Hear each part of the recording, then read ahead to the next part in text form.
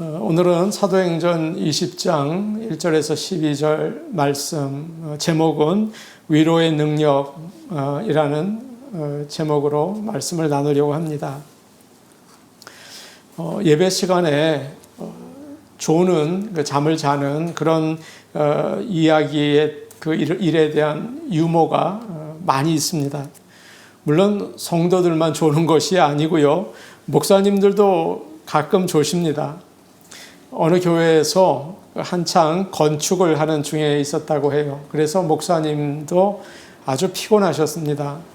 주일 아침에 강대상에 이렇게 서시는데 가운이 무거워 보일 정도로 목사님이 힘들어 보이셨습니다. 그래도 예배 부름, 찬송, 사도신경, 교동문, 목사님은 아주 잘 인도해 나가셨죠. 그런데 대표 기도자가 나와서 기도를 시작하니까 강대상 뒤에 그 강대 의자에 앉아 계시던 목사님이 고개가 밑으로 그냥 툭 떨어지셨어요. 자꾸 조셨습니다. 그러다가 드디어 잠에 깊이 빠지고 말았죠. 이제 기도가 다 끝났는데 목사님이 강대상에 나타나지 않으시는 거예요. 하는 수 없이 장로님께서 목사님에게 가셔서 깨우셨습니다. 그러자 목사님은 얼른 놀래서 강대상 앞으로 이렇게 나오셨어요. 그러더니 두 손을 번쩍 드시더니 큰 소리로 기도를 하셨습니다. 이제는 우리 주 예수 그리스도의 은혜와 하나님 아버지의 사랑과 성령님의 인도하심이 영원히 있을지어다. 아멘. 그렇게 축도를 해버린 거죠. 아마도 예배가 빨리 끝나서 성도들이 좋아했을지 모르겠어요. 예배 시간에 잠이 오는 것은 그저 몸이 피곤해서만은 아닙니다. 그것이 정말 영적인 전쟁이 될 때가 많이 있어요. 참 힘든 일이죠. 그러나 믿음을 가지고 또 성령의 도우심을 받아서 잘 이겨내시기를 바랍니다. 오늘 말씀을 보니까 졸다가 죽은 사람이 나와요. 그래서 아마 오늘 예배 시간에는 조는 목사가 없고 조는 성도도 없으리라 그런 생각을 합니다. 오늘 말씀에서 우리는 만나는 사람마다 위로하고 격려해 주는 그런 바울의 모습을 보게 되는 것입니다. 바울은 에베소에서 3년이라는 짧지 않은 시간 동안 믿는 자들을 양육하고 또 교회를 든든히 세우는 그런 일을 했죠. 그리고 나서 마게도니아 교회들을 둘러보고 예루살렘으로 이제 돌아가려는 계획을 그가 가지고 있었습니다. 에베소에서 그의 사역은 아주 성공적이었죠. 아마 그의 그 여러 사역 중에서 최고였던 것 같아요. 오랜 시간 머물면서 열심히 복음을 전했을 때 사람들이 변하는 것을 보게 되었습니다.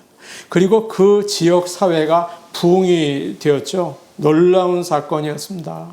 에베소 그 놀라운 부흥의 역사가 우리에게도 있기를 간절히 저는 원합니다.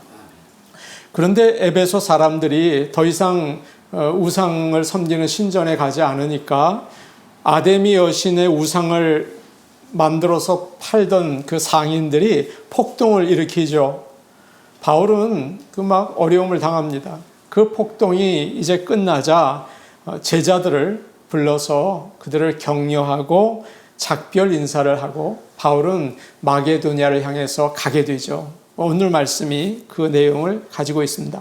1절과 2절 말씀을 우리 함께 보도록 하겠습니다. 1절과 2절입니다. 시작. 소요가 그침에 바울은 제자들을 불러 권한 후에 작별하고 떠나 마게도니아로 가니라. 그 지방으로 다녀가며 여러 말로 제자들에게 권하고 헬라에 이르러. 1절과 2절 말씀을 여러분 보시면 권한다라는 말이 여러 번 나오죠. 두 번 이렇게 계속 나옵니다. 이 말은 위로한다, 격려한다 그런 의미를 가지고 있어요. 사도 바울은 에베소에서 이제 사역을 마치고 믿는 자들을 불러 모으고 위로하고 격려해 주었죠. 그리고 바울은 마게도니아로 가게 됩니다.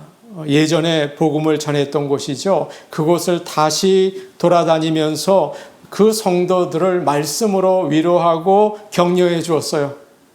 그들은 처음 예수를 믿고 신앙생활을 이제 시작했으니까 참 어려움이 많았습니다. 사람들은 손가락질을 하고 다시 나오라고 유혹을 하고 그런 일이 있었습니다.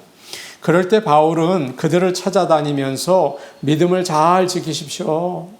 흔들리지 마시고 하나님을 붙드십시오.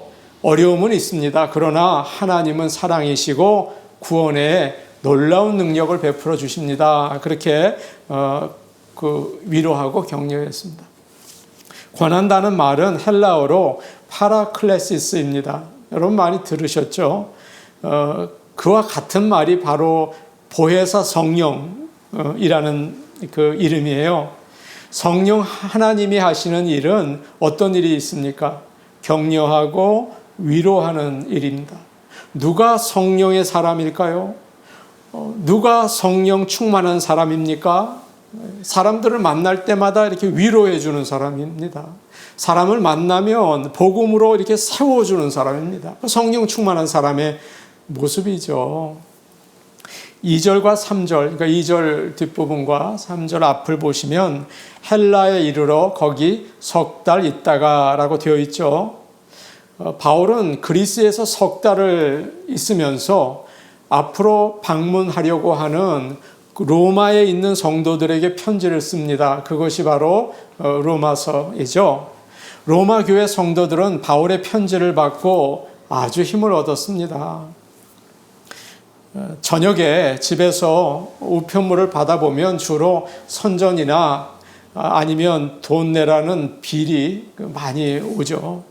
그런데 가끔 정성 들여서 쓰인 그런 편지를 받을 때가 있어요. 얼마나 반갑고 고마운지 몰라요. 하나님께서는 언제나 타이밍에 맞게 편지를 보내주시더라고요. 그래서 목회를 하면서 큰 위로와 격려를 받은 적이 저는 참 많이 있습니다. 저는 가끔 예전에 교인들에게 받은 편지들을 꺼내서 읽어보곤 하거든요. 저에게 힘이 되는 최고의 보물이에요. 가장 눈에 띄는 카드는 빨간색으로 된 것이었습니다. 지금은 하늘나라에 계시는 최희일 집사님의 카드입니다. 굵직한 글씨로 사랑하고 존경하는 우리 목사님, 저희들이 목사님과 함께 한다는 것을 잊지 마십시오. 저는 그 카드를 읽을 때마다 목이 콱 막힙니다. 얼마나 감사한지. 어느 권사님은 사랑하는 조용한 시선들을 잊지 마세요 라고 쓰셨어요.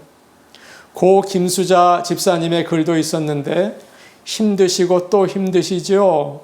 주님의 인도하심과 성도들의 끊임없는 기도가 있습니다. 이런 글도 있었습니다. 머리를 드세요. 허리를 펴세요.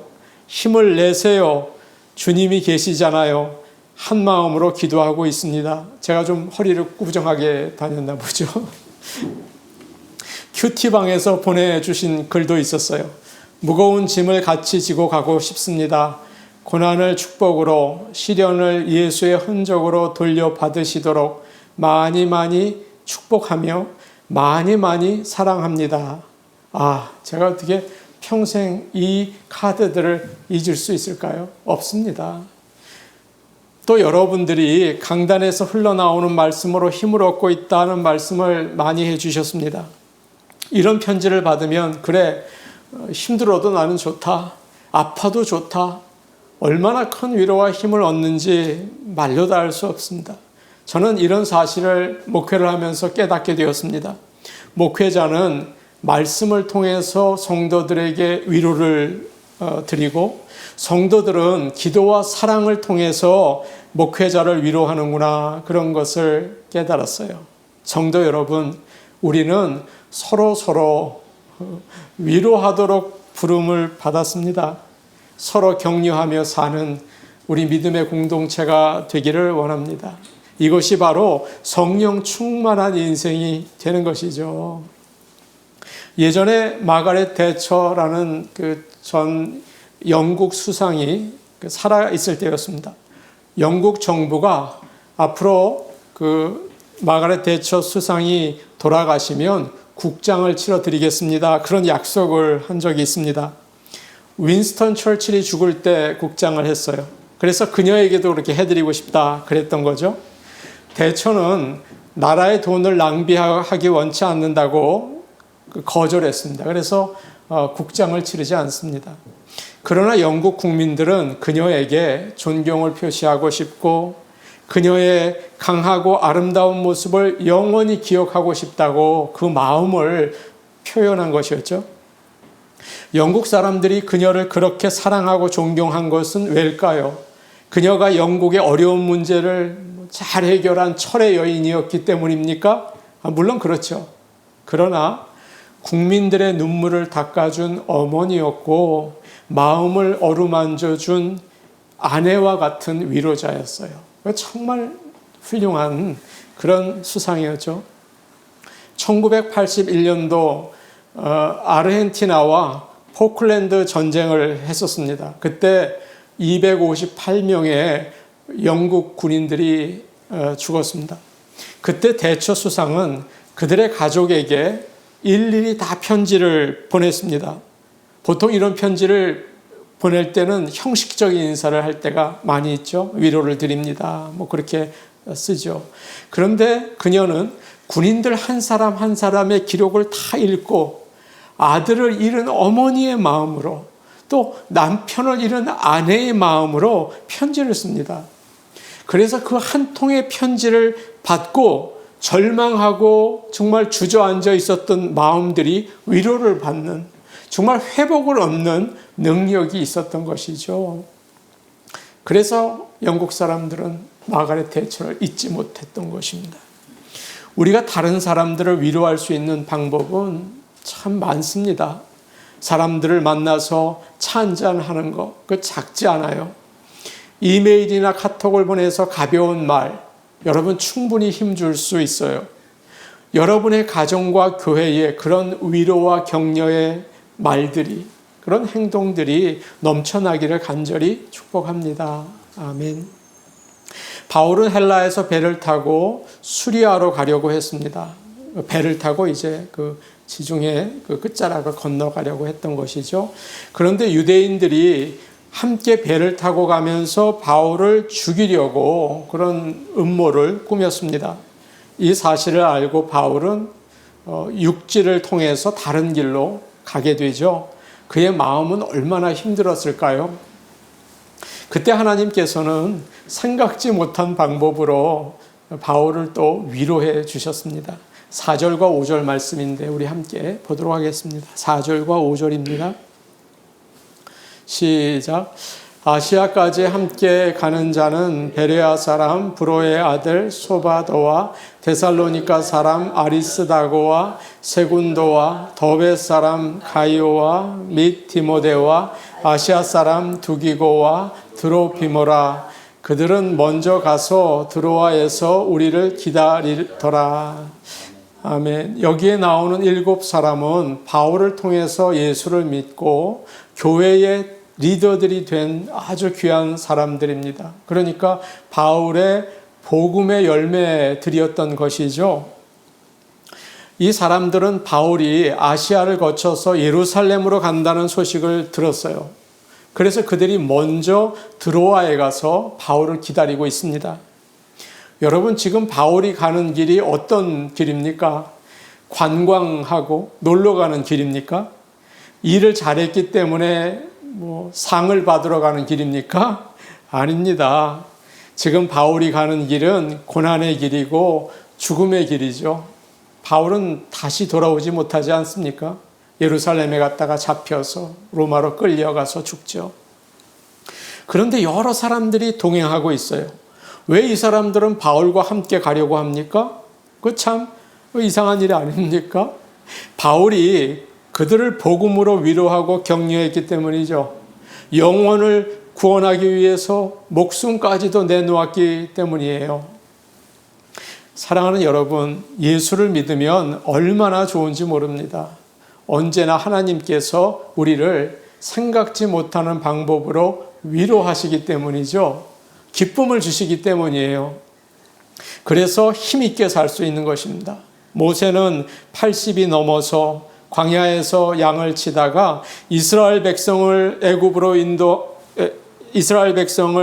애굽에서 인도해내는 그런 감격적인 일을 하게 되죠.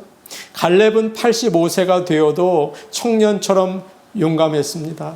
나이가 들고 어두운 시간이 오지만 하나님을 믿는 자들에게 주님은 늘 힘과 소망을 주십니다. 다른 사람들에게 비판이나 꾸중을 들으면 여러분 어떻습니까? 마음이 아프죠? 당신 왜 그랬어? 그런 말을 들으면 기분이 나빠요. 마음에 병이 들 때도 있습니다. 그러나 칭찬을 들으면 얼마나 좋은지 모르죠. 하루 종일 그 말이 생각이 난다고요. 기분이 참 좋습니다. 목사님, 말씀에 은혜 받았습니다. 그 말이 계속 이렇게 맴돌아요. 얼마나 좋습니까? 서로 격려하고 칭찬을 많이 하실 수 있기를 바랍니다. 어떤 사람은 늘 비판을 많이 하죠. 그것은 눈이 나빠서 그래요. 영의 눈이 밝으면 이상하게 칭찬을 하게 됩니다. 새가족들이 오시면 맞이하는 분들은 영적으로 눈이 밝아야 됩니다. 그런 분들은 무슨 말을 들어도 아주 좋게, 아주 은혜롭게 해석한다고요. 어젯밤에 남편이 술 먹고 들어왔어요. 불평을 하죠. 그러면 그래요? 정말 감사하네요. 밤에 못 들어오는 사람들도 많은데 그래도 잘 들어오시네요. 참 좋습니다. 그렇게 얘기합니다. 아이가 공부를 못해요. 아니에요. 요즘에 그런 아이가 크게 돼요. 매일 책상에 앉아 있으면 그 세상을 하나도 모른다고요. 그렇게 이야기를 잘 해석한다고요. 그래서 위로하고 격려해요. 그러면 그 사람들이 열심히 신앙생활을 하게 되는 거죠. 하나님도 위로와 격려를 받기를 좋아하십니다. 우리 하나님에게 무슨 위로와 격려가 필요한가 말이 좀 맞지 않다는 생각이 들기도 합니다. 그러나 하나님은 찬송받기를 기뻐하시죠. 그래서 우리를 만드셨잖아요. 얼마 전에 제가 월남국수 먹으려고 한 가게에 간 적이 있습니다. 근데 가만히 가서 있어 보니까 한국 복음성가가 나오더라고요. 제가 깜짝 놀라서 손님들이 가만히 있나 하고 둘러보니까 대부분 외국 사람들이에요. 그런데 아무 말도 안 하고 맛있게 먹고 있는 거예요. 그래서 제가 깨달았죠. 우리 하나님이 기뻐하시는구나. 그걸 알았습니다. 우리도 하나님께 격려와 위로를 드리기 원합니다. 다른 말로 찬송 드리기 원합니다. 하나님께 기쁨 드리기 원합니다. 우리 하나님이 기뻐하십니다.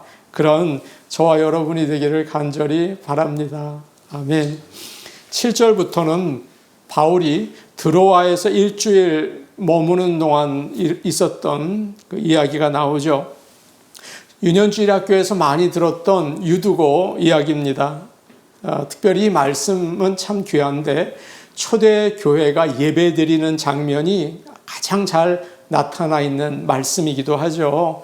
7절 말씀 우리 함께 같이 읽도록 하겠습니다. 7절 말씀입니다. 시작. 그 주간 첫날에 우리가 떡을 떼려 하여 모였더니 바울이 이튿날 떠나고자 하여 그들에게 강론할세 말을 밤중까지 계속하매. 예배를 언제 드렸습니까? 7절을 보니까 그 주간 첫날, 그러니까 주일이죠. 초대교회 성도들은 안식일에 모이지 않고 예수님이 부활하신 안식 후 첫날 주일날 모였습니다. 대부분 노예들이었기 때문에 하루 종일 일하고 저녁에 모였죠. 그리고 그들은 함께 식사를 했습니다.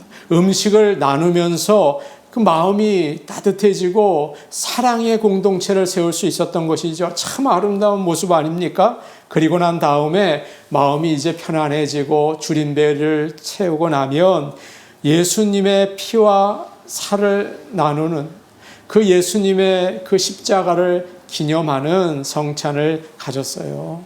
그리고 나서 마음이 뜨거워진 후에 하나님의 말씀을 들었습니다. 이것이 초대교회 예배의 모습이죠. 오늘 말씀을 보니까 성도들은 어떤 그 개인 집에 다락방에 모인 것 같아요. 특별히 다음날 바울이 떠나기 때문에 그를 만나기 위해서 많은 사람들이 모였습니다. 바울은 이게 마지막이다. 이 사랑하는 성도들을 다시는 만날 수 없다라고 생각해서 더욱 간절하게 말씀을 전하죠. 성도들도 집에 가지 않아요. 밤늦게까지 남아서 그 말씀을 하나라도 더 들으려고 애를 씁니다. 거기에 유두고라는 청년이 있었습니다. 그는 창에 걸터 앉아서 이제 편안하게 말씀을 듣고 있었죠. 유두고는 당시 흔한 노예 이름입니다. 그러니까 아마 그 노예였던 것 같아요. 하루 종일 일을 하고 저녁에 말씀을 들으려고 하니까 여러분 얼마나 피곤합니까? 졸지 않으려고 있는 힘을 다했지만 피곤했어요. 또 설교는 왜 이렇게 길게 합니까? 밤늦게까지 계속되니까 할 수 없이 깊이 잠에 들었죠. 그러다가 그만 3층에서 떨어졌습니다. 사람들이 막 달려가서 그를 일으켜 보았는데 죽었어요. 죽었다. 이렇게 성경에 나와 있죠. 여러분 설교하는데 사람이 떨어져서 죽었어요. 어떻게 되겠습니까? 사람들이 뭐 울고 소리 지르고 난리가 났을 거예요. 제가 중학교 다닐 때 교회에서 경기도 마석이라는 곳으로 수련회를 갔습니다. 그 도시까지는 그 버스를 타고 가고 거기서 수련회 장소까지는 작은 용달차를 빌려서 이동을 했습니다. 그런데 예전에는 참 이상한 일을 했어요. 그 뒤에 짐을 실는 곳에 아이들이 다 올라탄 거예요. 그런데 그 차가 작은 다리를 지나다가 그만 뒤집어져서 다리 밑으로 그냥 떨어졌어요. 큰일 났습니다. 저를 비롯해서 많은 아이들이 다쳤죠. 제 바로 옆에 있었던 친구는 거의 죽게 됐어요. 그 친구는 예수 믿지 않는 집 아이였는데 제가 전도해서 온 거예요. 큰일이 났습니다. 근처 병원으로 빨리 갔지만 손을 쓸 수 없어서 밤에 급하게 앰뷸런스를 타고 서울에 있는 한양대학 부속병원으로 갔습니다. 그 친구는 머리가 많이 찢어져서 머리뼈가 다 드러나서 뭐 수십 바늘을 꿰맸죠. 갈비는 다 안으로 이렇게 부러져서 폐를 찔러서 구멍이 나서 죽는 줄 알았어요. 그때 담당 전도사님의 모습을 저는 정확히 기억하고 있습니다. 거의 죽을 지경이 됐죠. 여러분 그 교회가 어떻게 됐겠습니까? 잘못되면 교회 문 닫고 목사님도 그만둬야 되는 거예요. 참 힘든 시간이었어요. 전도사님은 몇 달 동안 하루도 빠짐없이 병원에 가셔서 기도하셨어요. 다행히 모두 회복이 됐습니다. 여러분 수련회에서 제일 중요한 게 뭔지 아십니까? 은혜 받는 거요. 그것도 중요하지만 가장 귀한 것은 돌아오는 거예요. 그냥 돌아와 주는 거예요. 누가 다치거나 죽기라도 하면 어떻게 됩니까? 그런데 지금 그런 일이 예배 중에 일어났다는 거예요. 바울은 얼마나 급했는지 유두고 위에 엎드려서 그를 끌어안고 이야기합니다. 아마 기도했겠죠. 여러분 걱정 마십시오. 그가 살아 있습니다.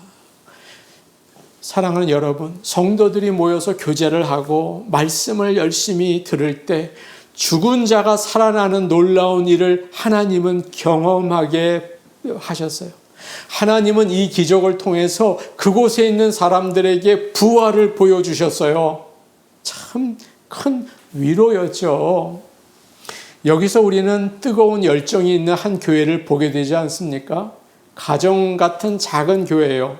또 교인들은 대부분 노예입니다. 피곤하고 지친 몸으로 저녁에 나와서 또 함께 식사를 하고 또 거기에 있는 성도들은 그렇게 모여서 예배를 드렸습니다. 그런데 거기에 밤늦게까지 복음을 전하는 하나님의 종이 있었어요. 그리고 피곤하지만 자리를 떠나지 않고 끝까지 말씀을 사모하는 성도들이 있었어요. 그렇게 뜨겁게 예수를 믿었어요. 그때 교회는 살아 있었죠. 죽은 자가 살아나는 기적이 나타났죠. 하나님은 이렇게 천한 노예들을 통해서 복음이 전파되게 하시고 온 세상을 로마를 바꾸어 놓으시지 않습니까? 우리 교회가 이러한 초대교회의 생명을 이어받아서 말씀을 사모하고 성령으로 충만하고 하나님 나라를 이루게 되기를 간절히 원합니다. 아멘. 오래전에 많은 사람들에게 큰 감동을 주었던 영화가 기억이 납니다. 아마 여러분들도 대부분 보셨으리라 생각이 됩니다. 우리 생애 최고의 순간이라는 영화죠. 2004년도 아테네 올림픽 여자 핸드볼 선수들의 실제 이야기를 이제 영화로 만든 것입니다.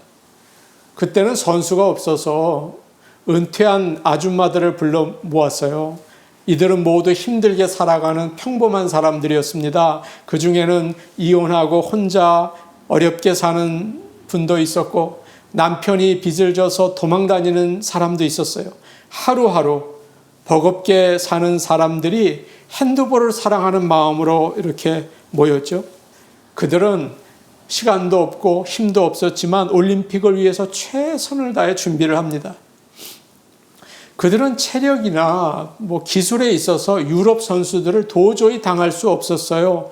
그러나 포기하지 않고 최선을 다하는 모습이 정말 이 영화를 통해서 많은 사람들에게 감동을 주었습니다.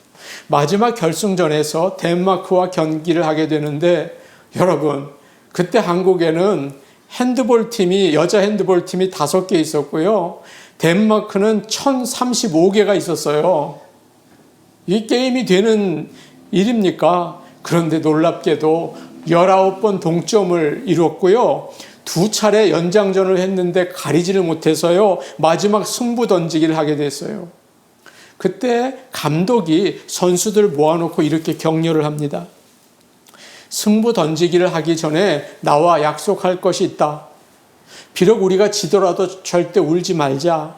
결과가 어떻게 되든 너희들은 지금 생애 최고의 순간에 있다. 나에게도 지금이 내 인생 최고의 순간이다. 나는 너희들이 진심으로 자랑스럽다. 끝까지 최선을 다하자. 그 결과 37대 38로 졌어요. 한 골 차이로. 서로 끌어안고 막 울죠. 영화 마지막 장면에 진짜 그 감독이었던 이명철 감독이 나와서 말합니다. 우리 선수들이 너무 자랑스럽습니다. 비록 은메달이지만 금메달 못지않게 잘했습니다. 대표 선수가 마음 놓고 뛸 수 있는 곳이 없는 게 너무 가슴이 아픕니다.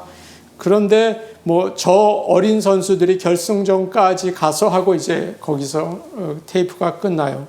그 다음에는 목이 메어서 말을 못하죠. 저도 그 영화를 보면서 많이 울었던 것 같습니다.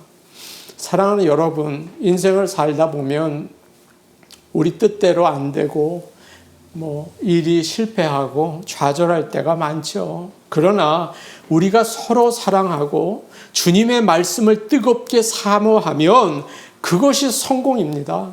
어떻게 더 성공을 할 수 있을까요? 지금 우리는 코로나 바이러스로 힘든 시간을 보내고 있습니다. 함께 모이지 못하고 모두 외롭게 힘든 싸움을 하고 있죠.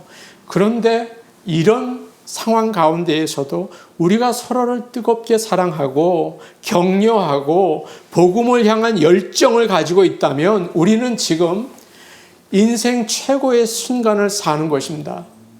그리고 이 인생이 끝나면 정말 주님 앞에서 정말 최고의 순간을 맞이하게 될 것입니다. 사랑하는 여러분, 우리가 마음을 다해서 서로 격려하고 위로하며 아름다운 공동체를 이루기 원합니다.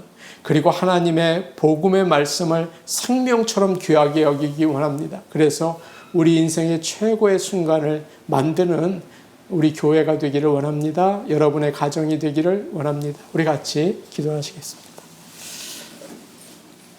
사랑과 은혜가 많으신 아버지 하나님 감사합니다. 하나님 아버지, 우리가 나의 어려움과 또 상황이 힘들어서 다른 사람을 볼 여지가 없고 그저 힘들고 어려워 쩔쩔맵니다. 그러나 오늘 사도 바울을 통해서 가는 곳마다 믿음을 가지고 말씀을 가지고 위로하고 격려하면서 하나님의 나라를 세워가는 것을 보았습니다. 아버지 하나님, 쩔쩔매는 인생 가운데 우리가 서로를 위로하고 격려하게 도와주시옵소서.